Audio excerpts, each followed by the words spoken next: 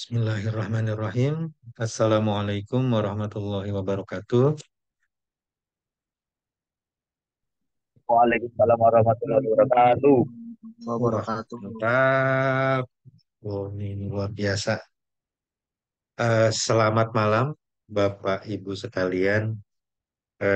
Kita lanjut lagi pada pertemuan kali ini. Di MK pertemuan kali ini kita akan membahas tentang piranti interaktif. Tidak perlu saling menunggu ya, kita sambil aja ya, biar teman-teman yang lain nanti yang lambat boleh bergabung. Kalau ada seandainya rekan-rekannya yang memang berhalangan hadir, monggo silahkan disampaikan saja. Ketika ada yang kenal, ketika nggak ada yang kenal ya, apa resikonya gitu ya. Saya share screen materi kali ini tentang piranti interaktif.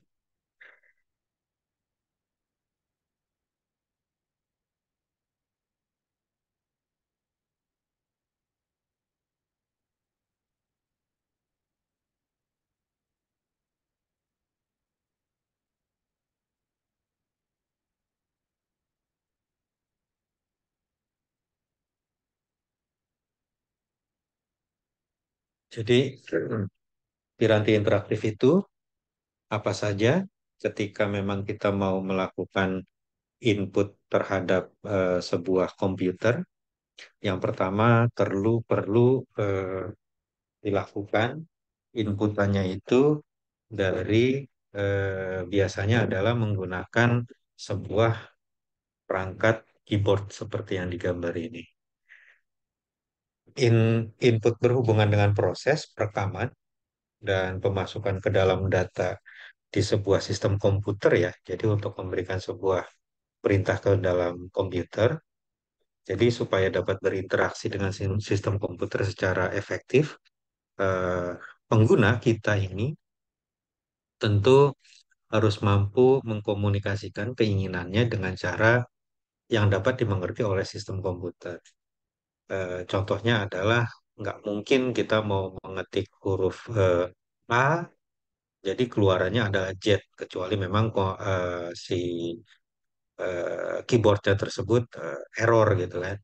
Jadi untuk dapat komputer itu dapat mengerti, tentu kita juga harus memberikan input-input yang sesuai dengan keinginan kita. Tentu agar outputnya adalah sesuai dengan yang diharapkan. Eh, Hal tersebut, jadi untuk mengendalikan suatu kejadian di dalam sebuah sistem, adalah dengan membantu pengguna untuk menyelesaikan pekerjaan supaya lebih efektif, efisien, dan tentunya menyenangkan ya. Jadi para pengembang, baik pengembang hardware maupun software, tujuannya kan adalah untuk melakukan hal tersebut. Jadi dapat dilakukan secara efektif, efisien, dan tentunya menyenangkan, serta secara security dapat dilakukan secara aman. Jadi kalau seandainya sulit untuk dilakukan, kita sebagai pengguna kan males ya, jenuh ya. Kalau seandainya aplikasinya itu tidak user friendly, tidak familiar, itu kita tentu akan memilih alternatif-alternatif aplikasi-aplikasi yang sepadan untuk dapat dilakukan secara efektif dan efisien. Secara umum, piranti input ini yang paling tepat untuk memenuhi salah satu faktor itu biasanya itu dipengaruhi oleh psikologi pengguna. Usia pengguna itu biasanya tidak dibatasi, familiar, dan pengalaman ya. Makanya untuk saat ini, zaman sekarang ini, pengguna laptop kan baik anak-anak TK pun mereka sudah menggunakan ya. Karena memang didesain sedemikian rupa agar mampu digunakan oleh semua kalangan usia. Jadi kalau awal-awal pandemi atau lagi ramai-ramainya pandemi itu, yang saya tahu anak TK itu pun berinteraksi menggunakan laptop ya. Mereka itu sudah diajarkan, sudah dikenalkan bagaimana caranya berinteraksi dengan laptop, bagaimana caranya berinteraksi dengan Zoom, dan yang saya tahu mereka itu setoran hafalan. Kalau bagi TK yang Muslim itu biasanya setoran hafalan tuh saat pandemi itu dilakukan menggunakan media Zoom. Supaya apa? Supaya agar kegiatan belajar mengajar tentu dapat terus berjalan.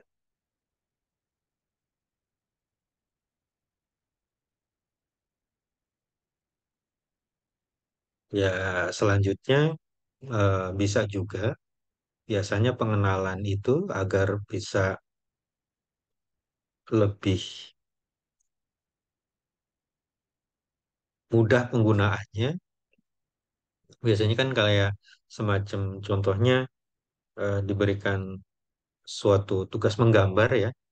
Bagi anak-anak TK itu paling senang itu kan menggambar ya. Diberikan sebuah tugas menggambar. Jadi agar supaya apa? Agar mereka itu semakin eh, lebih nyaman dalam pengenalan menggunakan sebuah komputer ya. Dilatih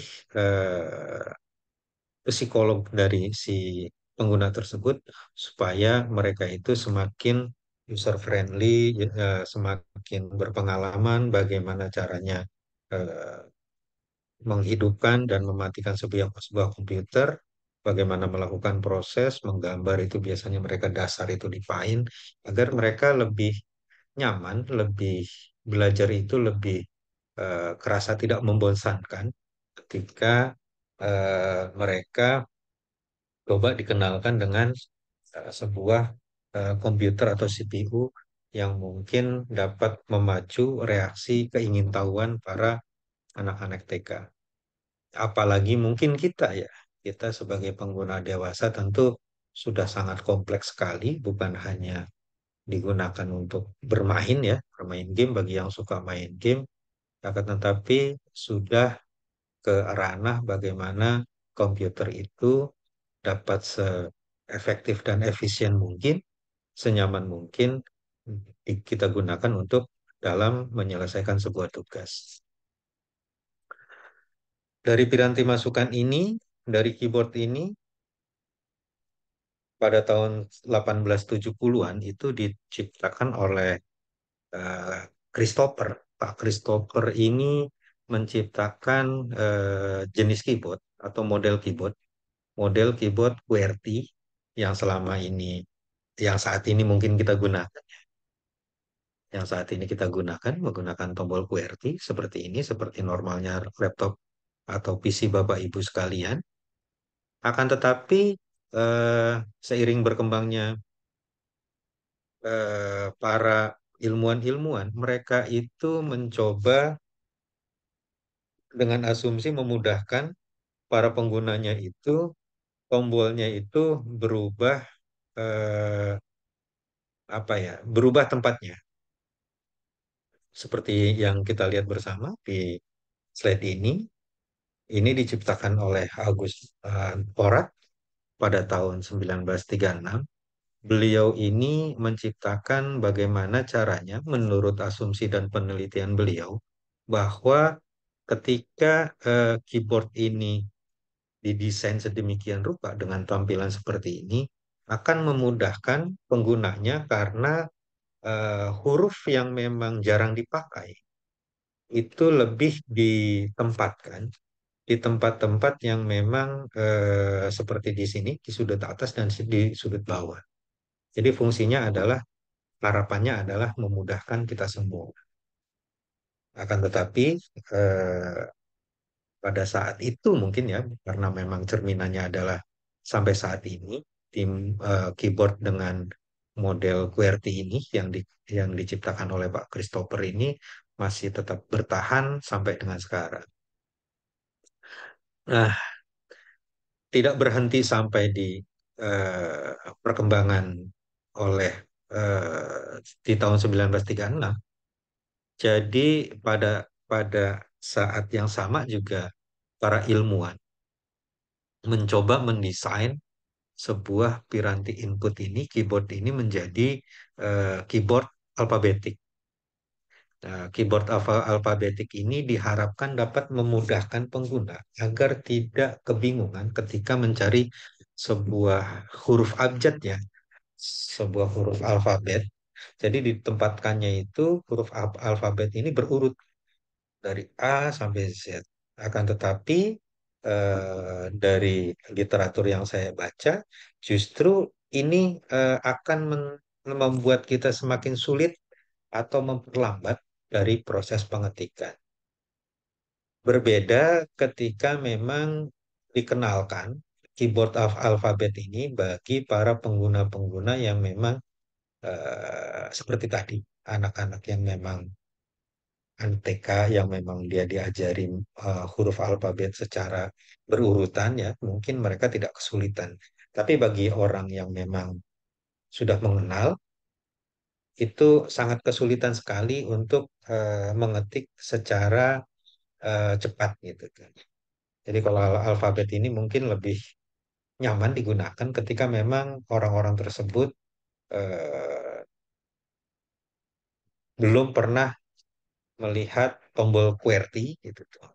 Dan langsung disuguhkan oleh keyboard ini, saya yakin mereka itu lebih nyaman menggunakan model keyboard alfabetik seperti ini. Karena letak tombolnya tuh sama seperti huruf abjad seperti ini. Mungkin bagi yang mengetik eh, apa ya, dua jari gitu, mungkin mereka akan lebih nyaman menggunakan keyboard alfabetik seperti ini. Selanjutnya diperkenalkan lagi keyboard dengan model terpisah, dikenalkan oleh Knockenberg. Jadi keyboard ini diciptakan untuk menyempurnakan dari keyboard QWERTY. Dengan memisahkan kedua keyboard ini, fungsi utama dari keyboard ini untuk mengurangi beban otot pada jari-jari pengguna serta bagian tangan dan bahu. Jadi tujuan utamanya adalah lengan kanan kita itu menurut penelitian ini lebih banyak digunakan ketimbang dari jari sebelah kiri. Jadi makanya keyboard ini dipisah agar dapat digeser ke kanan maupun ke kiri agar si pengguna itu merasa nyaman ketika melakukan input menggunakan keyboard ini. Jadi tidak selalu menempel pada posisi yang sama gitu. Jadi dia dipisah supaya si pengguna bisa lebih nyaman ketika keyboardnya ini bisa secara leluasa, tidak dalam posisi yang sama, bisa digeser ke kanan, ke kiri, atau ke depan. Tujuannya adalah membuat nyaman kita ya. Tujuannya semuanya diciptakan ini untuk membuat nyaman kita sebagai pengguna. Selanjutnya ada keyboard model stenotype. Jadi keyboard model stenotype ini diciptakan saat itu eh, diperuntukkan kepada pewarta berita supaya mereka itu dapat mengetik secara cepat informasi yang disampaikan oleh seorang narasumber. Jadi saat itu mungkin sudah dikenalkan bagaimana caranya mengetik bukan tulis tangan di dalam kertas, tapi sudah melakukan menggunakan pengetikan seperti ini, alat seperti ini. Jadi fungsinya agar si seorang wartawan atau pencari berita ketika mewawancari seorang narasumber itu dapat langsung diketik menggunakan alat keyboard stenotype ini. Berkembang selanjutnya muncullah keyboard Palantine. Jadi keyboard Palantine ini lebih maju sedikit karena dia itu diciptakan ketika memang dirasa keyboard stenotype ini kurang powerful, makanya diciptakan keyboard Palantine. Fungsinya adalah agar si para pencari berita dalam mengetikkan itu sama seperti kayak mengetikkan di kalau di HP tuh kayak auto tag gitu tuh. Jadi dia bisa muncul eh, auto tag di dalam pengetikan di menggunakan Palantir ini.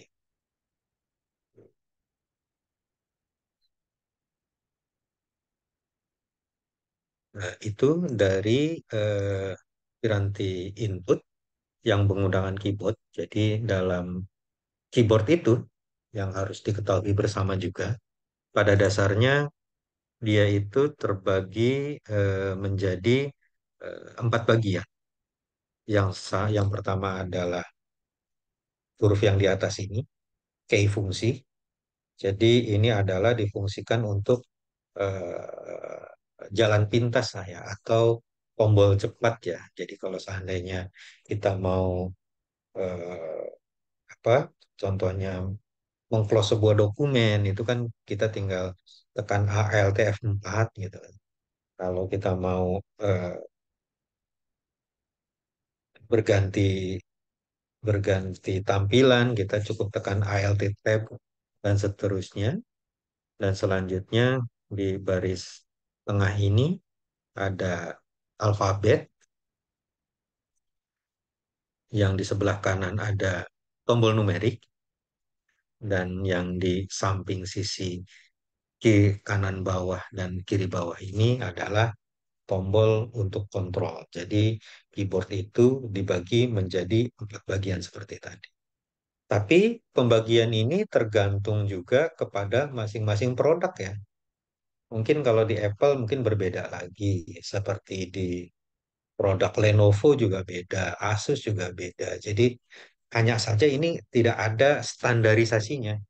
Jadi tergantung masing-masing dari si pengembang dari hardware, pemilik dari produk tersebut. Kalau Apple punya standarnya sendiri, kalau Lenovo punya standarnya sendiri, begitu juga mungkin saat ini Huawei ya. Mereka punya standar-standarnya masing-masing, jadi tidak baku gitu tuh.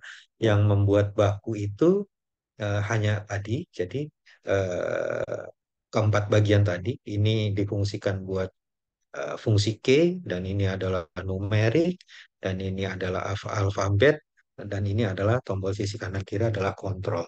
Tapi secara penggunaannya mereka tidak baku, mereka fleksibel, tergantung dari produk apa yang mengeluarkan perangkat tersebut. Selanjutnya, setelah kita mengenal dari piranti masukan dari keyboard, selanjutnya ada piranti penunjuk dan pengambil, atau yang lebih kita kenal itu dalam bentuk mouse seperti ini. Jadi menurut Pak Susanto pada tahun 2010 dalam penelitian, piranti penuding dan pengambil ini, pointing and packing device ini merupakan piranti interaktif yang digunakan untuk menunjuk atau menuding atau menempatkan kursor pada suatu layar tampilan dan untuk mengambil suatu item informasi untuk dipindah ke tempat lain. Jadi yang memang kita ketahui bersama, kursor ini di dalam mouse ini kan bisa kita gunakan untuk menunjuk sesuatu seperti ini, dan kita juga bisa menggeser gambar ini, menarik gambar ini dan menggesernya ke posisi yang kita kehendaki. Jadi salah satu fungsinya adalah membantu kita dalam melakukan proses kegiatan di dalam komputer itu sendiri. Atau bagi teman-teman yang desain itu, yang kita pernah tahu gitu, teman-teman desain kan mereka akan kesulitan kalau seandainya tidak ada mouse gitu kan. Berbeda ketika kita berbicara sama teman-teman programmer. Kalau teman-teman programmer kan nggak ada mouse juga nggak masalah kan. Mereka karena memang interaksinya banyak menggunakan huruf ini atau alfabet yang ada di keyboard gitu. Jadi makanya mungkin bagi teman-teman yang programmer, jadi tombol-tombolnya ini huruf-hurufnya itu biasanya putih-putih itu menipis ya, bahkan bisa jadi sampai hilang gitu tuh karena keseringan ditekan gitu, kurang lebih seperti itu. Tapi bagi teman-teman yang desain, mereka itu lebih banyak menggunakan sebuah mouse ya. Bahkan mouse-nya itu bisa dalam kurun waktu mungkin 1 tahun itu bisa ganti berkali-kali gitu tuh. Karena memang secara kegunaan bagi teman-teman desain ini lebih banyak eh, mengambil informasi atau mengambil sebuah objek untuk dipindahkan, dibesarkan, dikecilkan, atau dan sebagainya, sebagaimana lumrahnya bagi orang-orang yang senang melakukan desainnya. Jadi beberapa piranti penuding dan pengambil ini antara lain adalah seperti mouse, di sini juga ada joystick nih yang senang ke game, PS. Mouse ini juga dulu bentuknya ada yang trackball seperti ini, light pen, dan sensitive panel. Panel ya, bukan panel ya, sensitive panel. Nah, mouse pada zaman bahula, pada zaman dulu kala, pada zaman purba kala, mungkin teman-teman masih mengenal bentuk mouse seperti ini. Ini dulu terkenal banget bentuknya adalah Logitech dan kabelnya itu dikenal dengan colokan PS2. Biasanya itu eh, colokannya itu bukan USB ya, tapi yang PS2 yang ada tombol in out-nya itu bentuknya biasanya bulat gitu. Dia harus dicolokkan ke dalam sebuah PC ya. Kalau saat ini ya tentu bentuknya seperti ini. Dia nggak ada trackball-nya ya.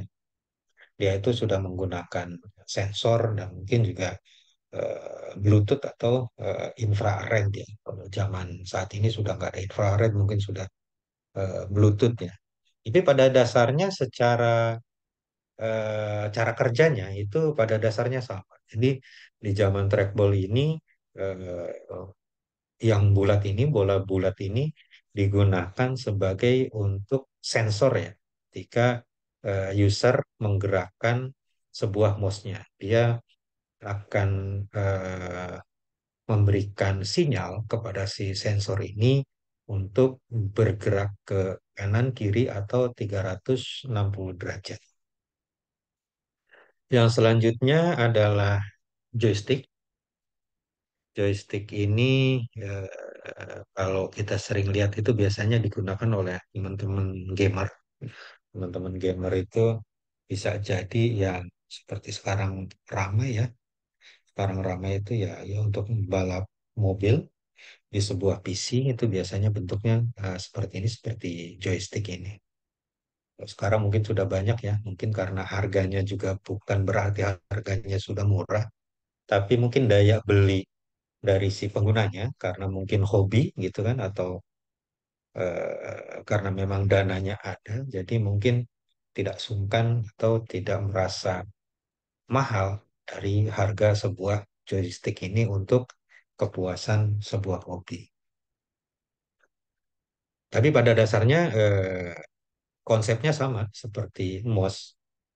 Jadi di joystick juga sama ada pergerakan trackball seperti ini.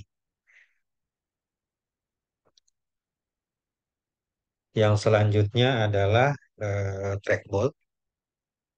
Pada prinsipnya cara kerjanya sama ya, sama seperti mouse yang di atas tadi, hanya saja memang dia itu biasanya dibutuhkan sebuah driver dari si trackball ini, driver untuk mengenalkan eh, hardware dengan software yang ada di eh, komputer atau CPU itu tersebut. Jadi mereka memang harus ada driver tertentu, driver dapnya si trackball ini agar dapat dikenali dan dapat difungsikan.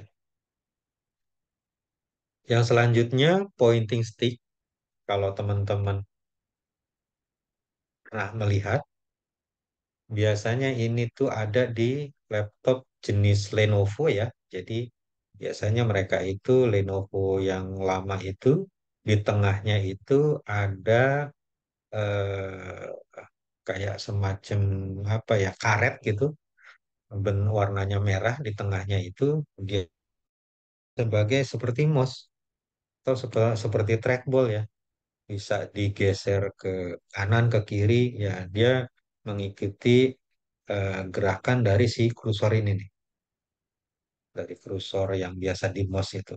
Dia bisa digerakkan seperti ini. Jadi fungsinya adalah mungkin para ilmuwan, para penemu, agar memudahkan si pengguna ketika melakukan interaksi dengan sebuah keyboard. Jadi cukup di keyboardnya, mereka bisa digeser-geser tanpa perlu harus ada sebuah mouse gitu tuh. Tanpa adanya dukungan mouse, mereka sudah bisa melakukan pergeseran atau memindah-mindahkan seperti tadi, dipindahkan ke yang diinginkan oleh si pengguna atau si pendesain tadi. Bentuknya seperti ini, biasanya dia ada di tengah-tengah keyboard ya, ada di antara huruf G atau Z mungkin, di antara H seperti itu. Dan lumrahnya biasanya pada keyboard yang jenis laptop Lenovo, setahu saya seperti itu. Yang selanjutnya, piranti penunjuk dan pengambil ini kita tahu bersama ini adalah touchpad sebuah laptop ya, seperti yang saat ini mungkin teman-teman gunakan. Pada prinsip dan kerjanya mungkin sama saja seperti mouse, tapi lebih modern ya, yang kita bisa gunakan klik kanan atau kita akan klik geser sebuah gambar, atau kita juga bisa mengklik ke sebuah teks, kita akan mengedit sebuah teks gitu kan. Tinggal diklik saja, pada dasarnya fungsinya hampir sama dengan sebuah mouse. Yang selanjutnya adalah teknologi dari touchscreen yang kita tahu bersama. Jadi touchscreen atau layar sentuh adalah sebuah perangkat input sebuah komputer yang bekerja dengan adanya sentuhan layar menggunakan jari atau pen ya. Bisa kalau saat ini tuh banyak tablet-tablet memang yang menggunakan pen tuh. Jadi digunakan untuk memudahkan khususnya bagi orang-orang yang memang biasanya ingin melakukan sebuah presentasi ya. Jadi dibuat sedemikian rupa agar orang-orang yang ingin melakukan presentasi itu lebih nyaman dalam menyampaikan sebuah informasi. Tetapi berbeda cerita ketika memang digunakan oleh eh, apa para desainer atau para programmer.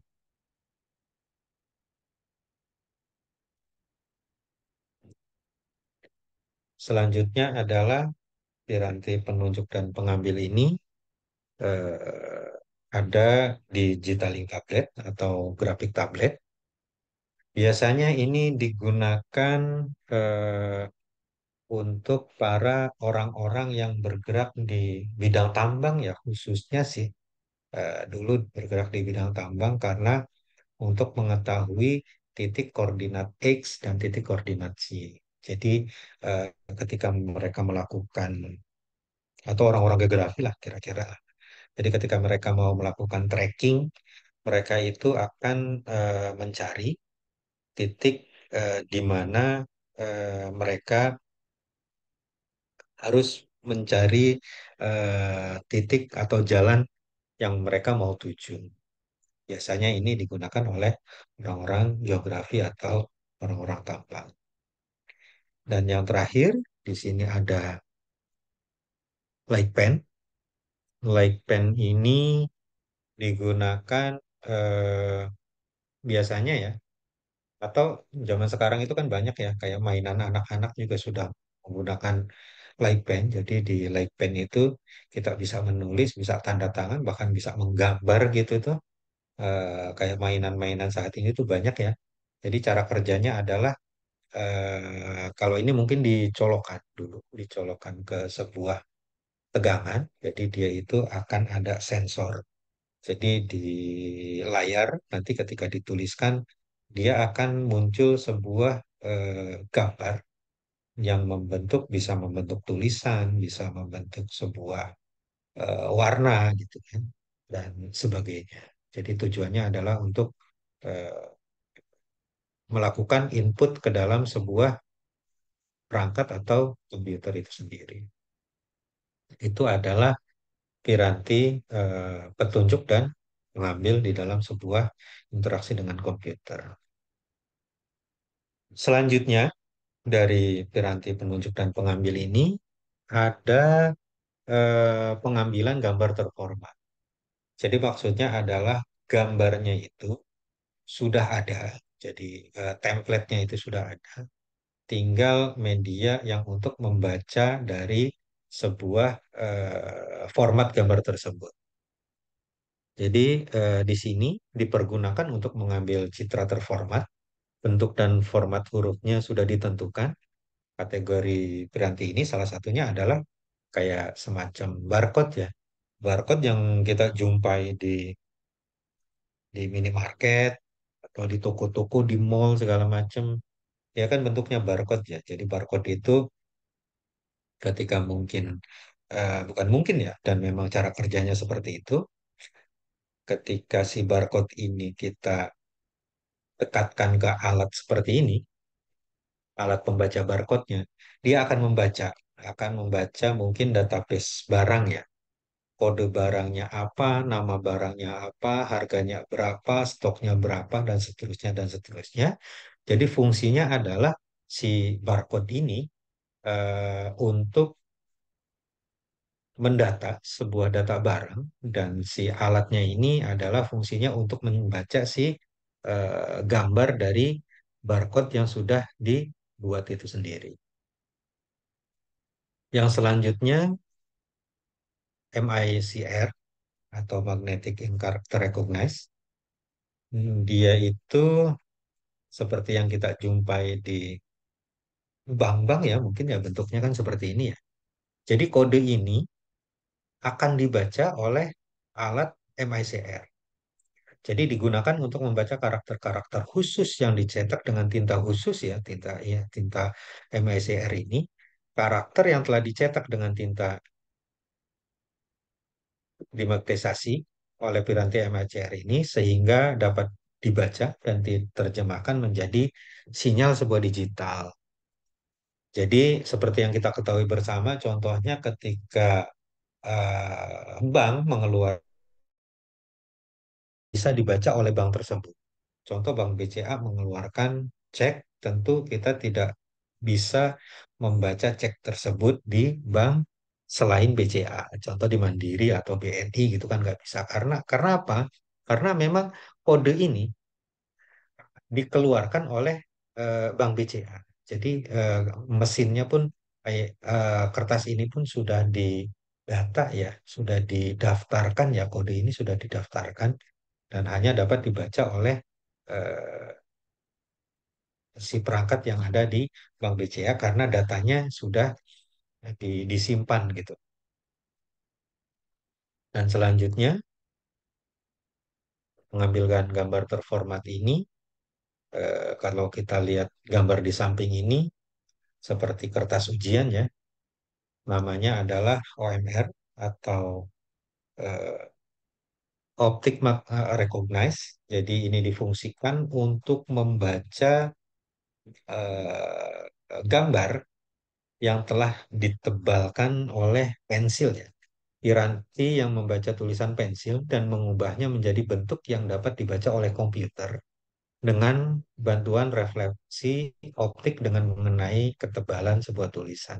Jadi makanya ketika memang Bapak Ibu pernah di masa ini, di SD, di SMI, atau bahkan di SMA, atau mungkin yang kemarinnya adalah eh, apa tes-tes yang pernah dilalui, mungkin ketika bentuknya seperti ini, maka si alat ini dia nanti akan membaca pensil yang telah kita tebalkan ke dalam kertas ini. Jadi memang si kertas ini sudah didesain sedemikian rupa agar alat ini dapat membaca jawaban dari eh, pensil-pensil yang telah kita goreskan ke dalam kertas ini ya. Jadi fungsinya adalah untuk mempercepat bagaimana caranya eh, seorang atau lembaga pendidikan, mungkin lebih tepatnya, dalam menjawab dalam menghasilkan sebuah nilai dari peserta yang mengikuti sebuah ujian ya. Kalau di SD dan SMP itu seperti itu kurang lebih. Yang selanjutnya adalah OCR atau Optical Character Recognize. Ini kalau tidak salah teman-teman kalau memang sempat melihat itu mungkin di iklan-iklan ya. Al-Quran digital pun sekarang kan bentuknya seperti ini. Jadi piranti ini dapat membaca teks dengan mengkonversinya ke dalam kode digital, dapat mengubah teks menjadi suara atau merekam sebuah naskah. Jadi ketika pen ini kita tunjuk ke dalam sebuah teks, dia itu bisa membaca teks dari huruf yang ada di kertas itu sendiri. Kalau kita pernah melihat iklan itu biasanya kan iklan baca sebuah Al-Quran kan juga menggunakan seperti ini ya, agar memandu kita bagaimana caranya pembacaan yang lebih baik. Atau ketika kalau seandainya di sini itu agar membantu kita nggak capek lah untuk membaca, cukup mendengarkan, kita arahkan saja ke tulisan-tulisannya, maka dia bisa difungsikan sebagai atau berpindah yang tadinya teks menjadi sebuah suara. Itu adalah eh, salah satu cara kerja dari optical character recognize. Selanjutnya, gambar di samping tentu sudah familiar sekali bagi Bapak Ibu. Ini adalah QR code. Kalau yang tadi adalah barcode, yang sekarang itu adalah QR code. Tapi cara kerjanya adalah sama, secara konsep adalah sama.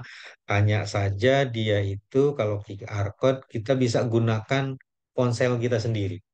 Jadi teknologinya semakin berkembang, kita bisa membaca QR code ini dengan menggunakan ponsel kita sendiri.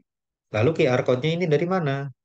Tentu kalau yang kita lihat bersama ya, karena ini memang sebuah katakan ya sebuah media pembayaran mungkin ya tergantung dari eh, sebuah bank yang mengeluarkan ini untuk instansi apa.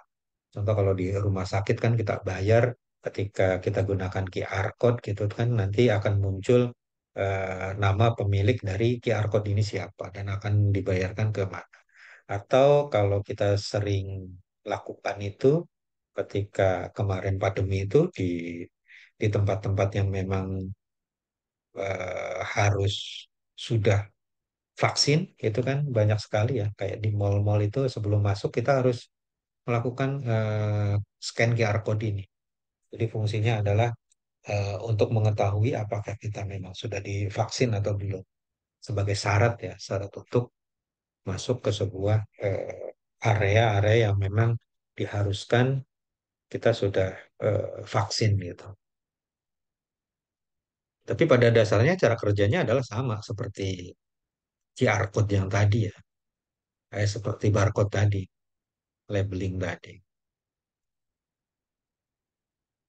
Sampai sini apa ada yang perlu ditanyakan Bapak Ibu? Kalau tidak saya lanjutkan aja ya. Lanjut, Pak. Lanjut, nggak spol pokoknya Mbak ya. Siap. Siap.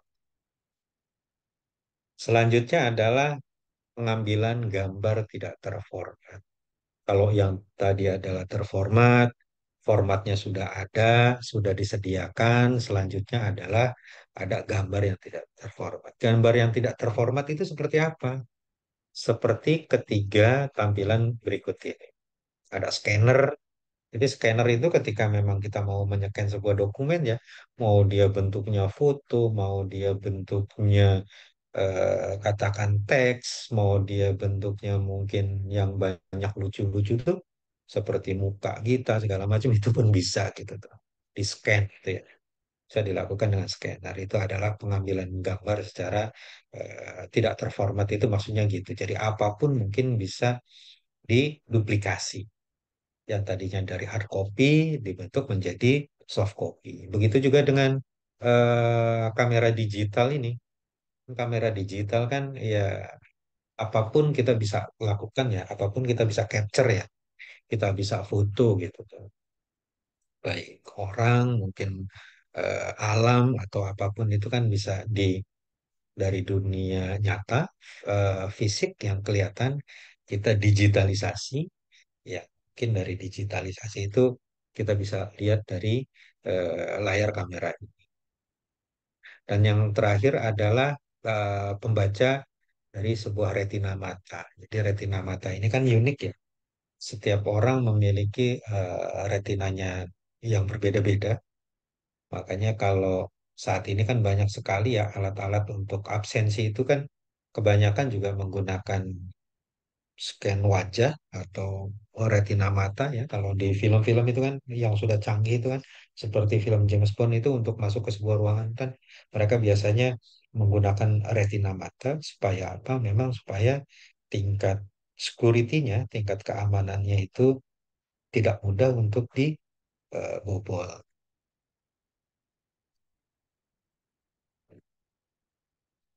Nah, yang selanjutnya piranti interaktif ini ada sebuah gerakan.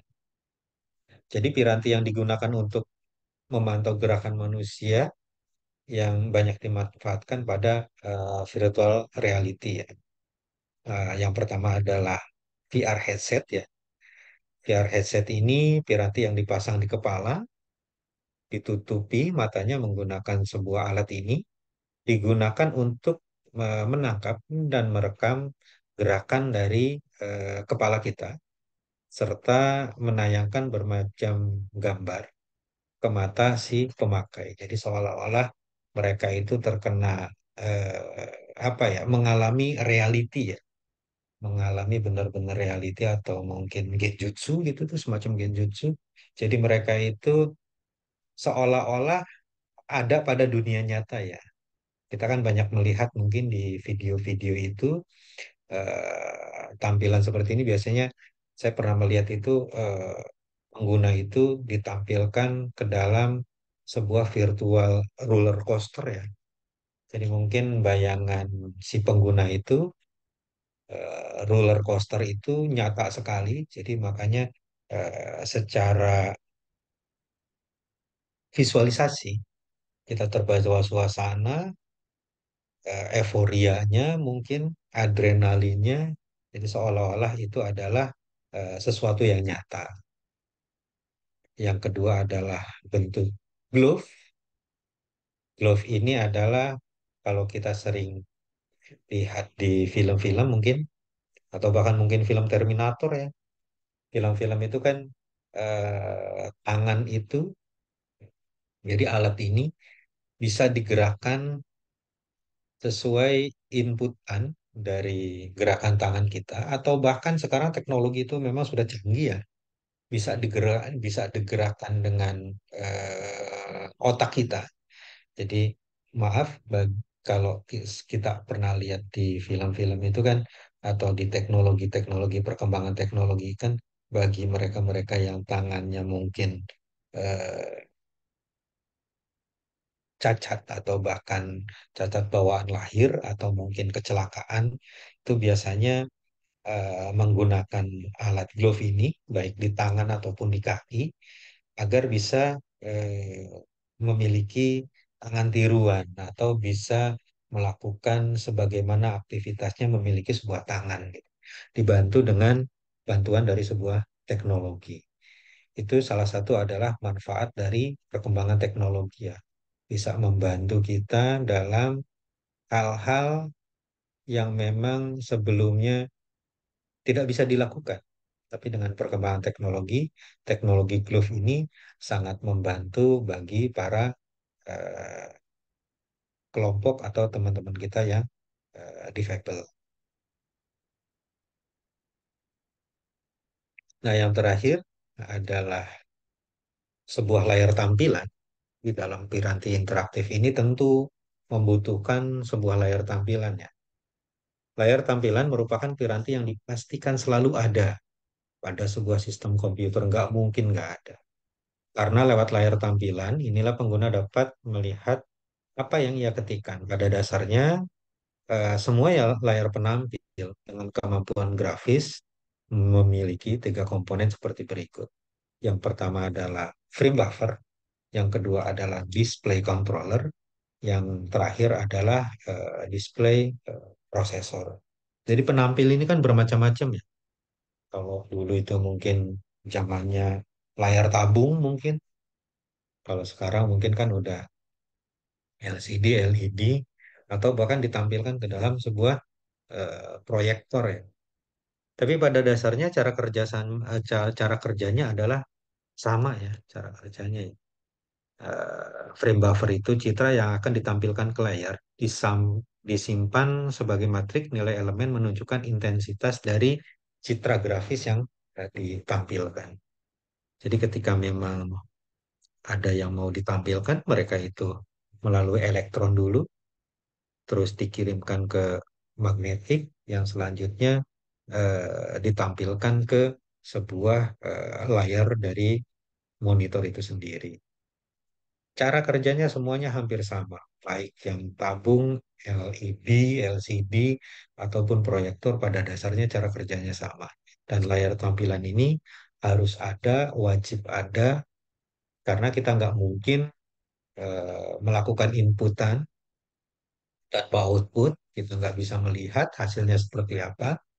Bagi teman-teman yang mungkin laptopnya masih hidup, ketika didengarkan mungkin masih bunyi segala macam, kita bisa tekan tombol untuk tombol singkat untuk memutar suara, itu ada gitu kan.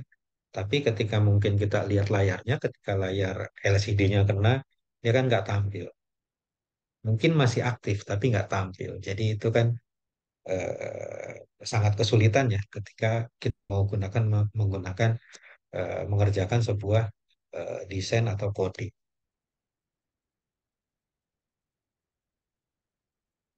Nah, selanjutnya kita sudah di penghujung slide. Jadi dari layar tampilan ini terdapat beberapa tipe layar tampilan. Yang pertama adalah direct drive monochrome monitor. Yang kedua adalah composite monochrome monitor. Selanjutnya composite color monitor, red, green, blue monitor. Yang terakhir adalah variable frekuensi. Ini tuh sebenarnya hampir sama, bukan hampir sama ya, tapi tampilannya itu mengikuti dari pemodelan dari gambar yang akan ditampilkan ke sebuah layar monitor. Kalau mungkin zaman dulu kan masih yang teman-teman mungkin bagi yang tahu ya, layar komputer itu dulu bentuknya ya hitam putih atau bahkan kekuning-kuningan lah. Hanya kesini-kesini doang ketika memang mereka sudah ada VGA-nya itu, dia sudah ada gambarnya gitu kan. Makanya dia kan kabelnya juga beda ya. Kabel VGA sama kabel HDMI kan sekarang beda ya. Jadi bagi yang dulu mungkin pernah tahu, ya jenis VGA ketika dicolokkan di sebuah CPU, kita juga harus menginstal drivernya agar bisa dikenali oleh sistem operasi dan oleh hardware. Selanjutnya, tampilan layarnya itu bisa semakin powerful ya. Bisa semakin powerful itu maksudnya layar tampilannya itu kualitasnya tinggi atau resolusinya itu tinggi. Ya, resolusinya itu biasanya lebih tinggi ketika driver VGA-nya itu kualitasnya tinggi. Kalau zaman dulu ya enggak. Direct driver monitor, direct drive monochrome monitor ini ya bentuknya ya hanya hitam putih gitu seperti biasa. Dan tentu seperti setelah berkembangnya saat ini sudah menggunakan model kabel HDMI ya, yang tentu kualitasnya juga bisa lebih baik, kualitasnya lebih powerful ketika mungkin bagi teman-teman desain ini sangat diperlukan, sangat dibutuhkan. Bagaimana caranya agar mendesain itu bisa lebih nyaman, nggak lelet, eh, bisa menghasilkan sebuah resolusi gambar sesuai dengan apa yang didesain ketika nanti dicetak.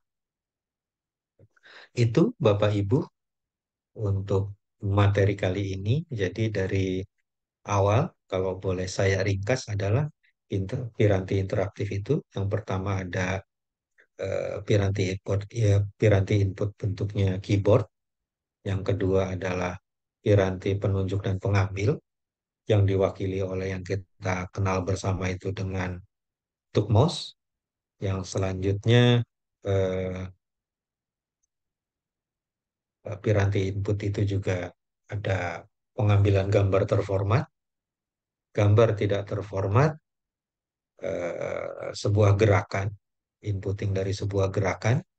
Yang selanjutnya adalah hal yang wajib harus ada adalah dari layar sebuah tampilan itu sendiri. Dan dari layar sebuah tampilan itu sendiri, kalau kita berbicara dari masa ke masa, mereka itu punya sejarah bagaimana layar monitor itu yang tadinya adalah hanya cuma hitam putih, berubah menuju generasi berwarna, akan tetapi resolusinya juga masih rendah. Sampai sekarang teknologi ini sudah mengeluarkan tampilan itu mungkin HD ya atau yang lebih tinggi dari HD. Kurang lebih itu Bapak Ibu untuk temuan kali ini. Jika ada pertanyaan monggo, kalau nggak ada pertanyaan, selanjutnya saya akan absensi saja nih. Kalau nggak ada pertanyaan. Udah jenuh kali ya Pak, Bu?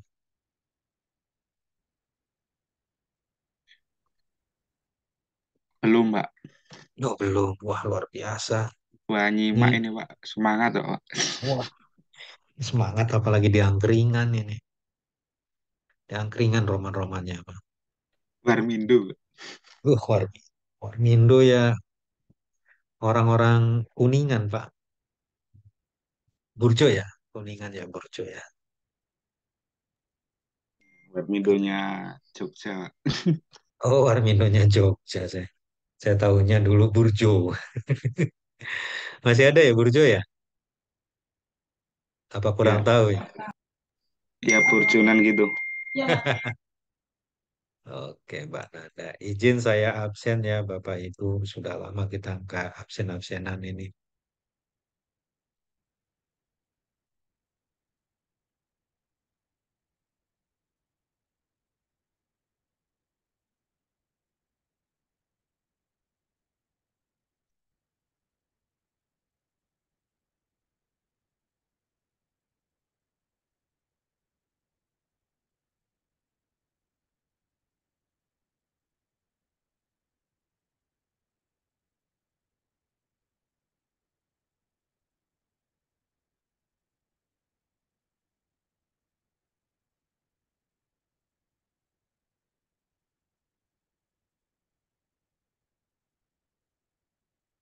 Pak Reja Nur Arifin hadir. Pak Abdullah Huzaifi hadir. Hadir, Pak. Pak Azam Sidiki, ada yang kenal dengan Pak Azam Sidiki? Hadir apa enggak?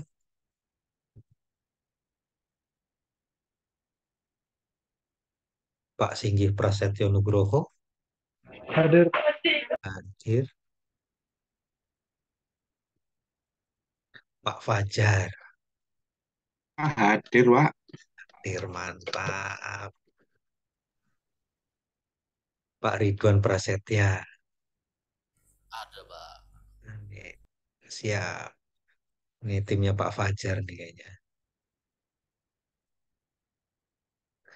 Mbak Nurul Susilawati, Hadir, Pak. asik hadir ya. Pak Angga Aditya, Hadir, Pak.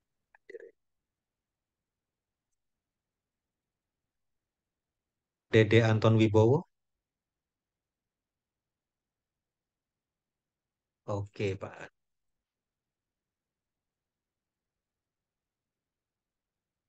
Pak Aprilian Dwi Cahyo hadir ya. Hadir, Pak.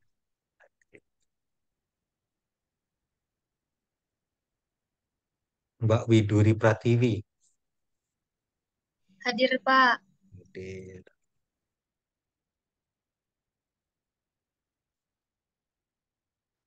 Hatta kakak sih itu ininya menggambarnya. Mas Doni.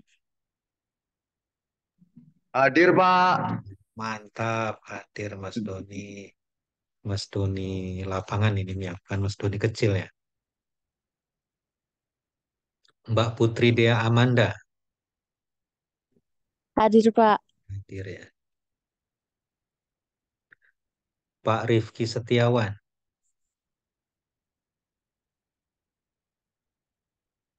Mana ini temennya ini?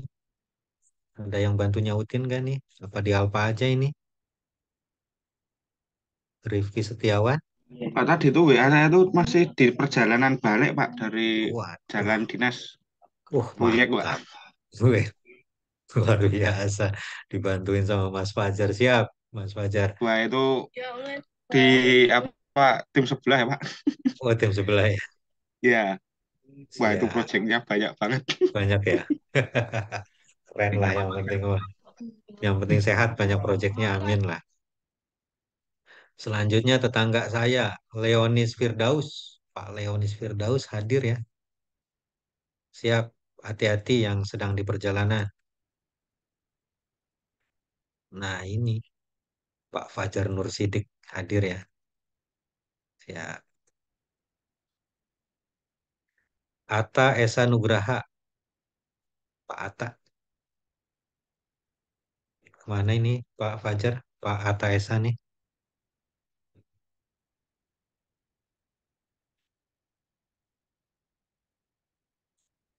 Nggak ada ya, Alpa aja ya. Ada yang mau bantuin nggak ini temennya? Wah, itu hadir itu, Pak. Hah? Gimana Mas Reja? Timnya Mas Fajar itu.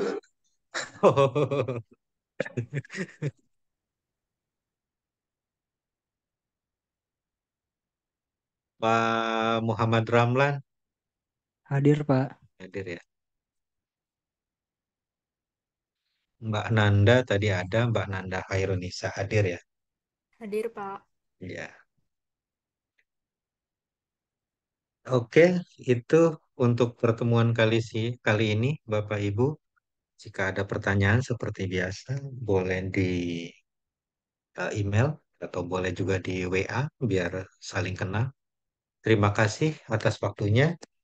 Saya akhiri, nggak ada pertanyaan dengan ucapan Billahi taufik wal hidayah. Wassalamualaikum warahmatullahi wabarakatuh. Waalaikumsalam.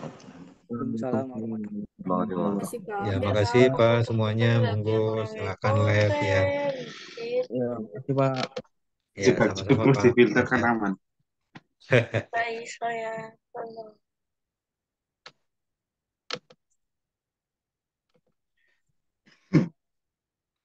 Evakuasi.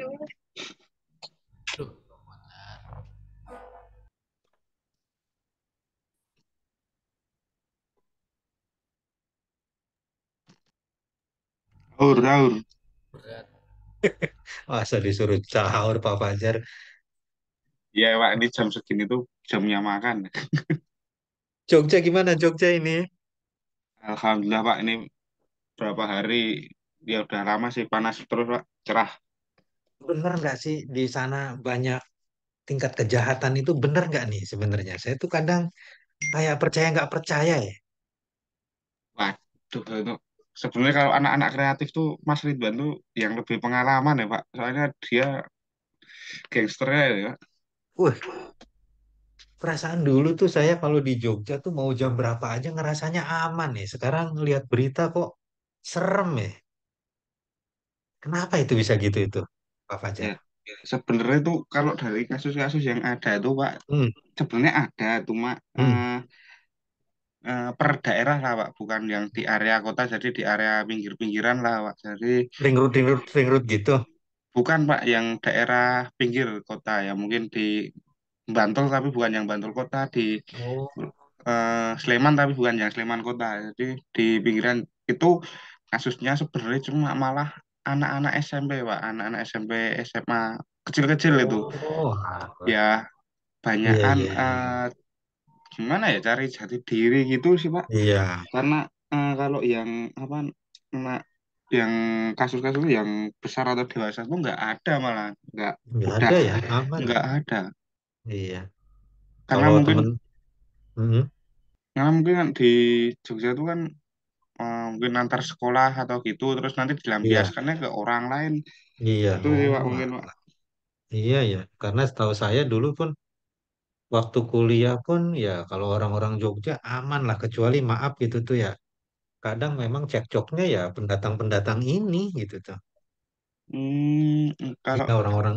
Mm-mm, Kalau sekarang sih untuk pendatang atau seperti yang Mama yang timur yang mm-mm. mungkin Iya, iya, kasusnya di Babarisari itu kan iya, sekarang ha, udah reda sih, udah nggak udah ada ya. lagi. Tapi kalau yang bahasanya ya kayak lideh gitu sih, Iya, itu di daerahnya daerah Sleman, Pantulan Sleman yang ya. agak apa ya rame lah Pak. Tapi kalau Iya, malam iya. ya jam malam sepi gitu. Mm. Anak-anak itu Pak. Oh iya, Soalnya masih. kalau di Jogja sendiri kalau untuk kasus Hmm, tawuran tuh jarang ada. Mungkin iya, kalau dulu di daerah Magelang Jawa Tengah itu untuk tawuran ya tingkatnya tinggi. iya. Kalau di Jogja malah nggak ada. Hmm, Mungkin di nah, nggak Jogja ada ya ya. mainnya seperti itu gitu. Iya, ha, iya, iya. Oke, siap. Lanjut Pak Fajar. Terima kasih. Siap Infonya Pak, semoga siap, bisa kopi darat lah di Jogja. Thank you ya Pak Fajar ya. Thank you siap Pak, Bapak semuanya. Ya, sama-sama Pak, sehat-sehat Pak. yuk saya live dulu. Makasih. Yuk,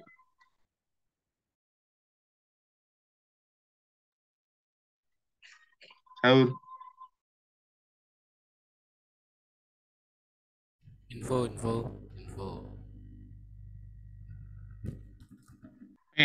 Info. Ini angkringan Jan. Apa? Ini angkringan po.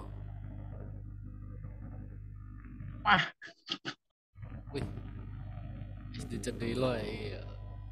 Alhamdulillah kan bertak utangi.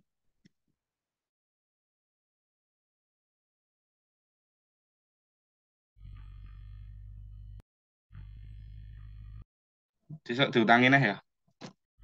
Siap to. Wih, nongkonnya betul dong Jan. Apa? Nongko. Nongkone urung ya. Maket wingi ono gori do ditembuki kuatang kan se gori se cilik-cilik do dijangani. Sok nek ono tak info. Siap. Wah enak ya. Oke. Siap. Dene ono tak kabar-kabar ke. Ya ini ono 5 apa piro? Sak pick-up. Apa nang lagi wit nongkone iki guru loro ya, bro liyane wit pring doyan wae ngemil bung.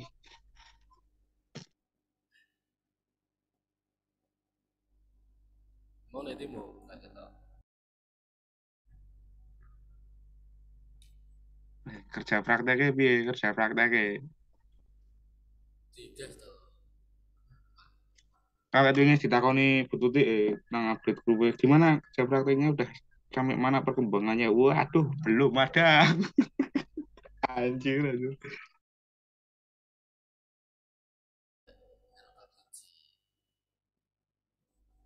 Wis lanjut sesuk nih. Turu. Prepare mangkat. Mangkat Jan. Mau bengi, Bro. Udah cilik mangan bengi. Hmm? Udah cilik wae mangan bengi. Kurang dihujung. Cilik opo udah penyakit tenang. Kakean kolesterol kayak gue. Ora kolesterol, asam lambung. Kuwi jenenge tipes. Kolesterolnya gorengan.